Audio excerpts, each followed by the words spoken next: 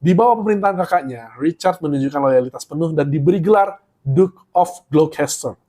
Meski usianya masih muda, Richard segera dikenal sebagai seorang bangsawan yang aktif dalam bidang militer dan pemerintahan. Ia memimpin pasukan dalam berbagai pertempuran dan dipercaya mengelola wilayah penting di utara Inggris. Bahkan militernya dipuji dan reputasinya sebagai administrator yang efisien turut mengukuhkan posisinya dalam lingkaran kekuasaan kerajaan. Namun, posisinya sebagai Duke of Gloucester dan adik dari Raja Inggris seketika berubah. Pada bulan April tahun 1483, Raja Edward IV wafat secara mendadak. Ia meninggalkan seorang pewaris muda berusia 12 tahun, Pangeran Edward, Prince of Wales, yang secara hukum berhak naik tahta sebagai Raja Edward V. Namun, karena usianya masih sangat belia, pemerintahan sementara harus dijalankan oleh seorang wali atau pelindung. Raja Edward IV menulis wasiat untuk menunjuk adiknya Richard menjadi Lord Protector of the Realm, pelindung negara sekaligus wali bagi raja muda. Dalam posisi ini, ia bertugas mengatur pemerintahan hingga Edward V cukup umur untuk memerintah. Namun seketika situasi negara berkembang menjadi krisis. Ketegangan muncul antara Richard dan keluarga dari kakak iparnya yang juga ibu dari sang pangeran, Elizabeth Woodville, yang berasal dari kalangan bangsawan dan memiliki pengaruh besar di istana. Richard yang curiga akan motif mereka untuk merebut tahta kekuasaan kerajaan Inggris mengambil tindakan yang cepat. Ia mengamankan Pangeran Edward dan adiknya Pangeran Richard dan menempatkan mereka di Menara London, yang pada saat itu masih berfungsi sebagai kediaman kerajaan. Tapi anehnya, dalam waktu singkat di tahun yang sama, kedua pangeran menghilang tanpa jejak dari menara. Keberadaan mereka tak pernah terdengar lagi oleh dunia luar, dan peristiwa ini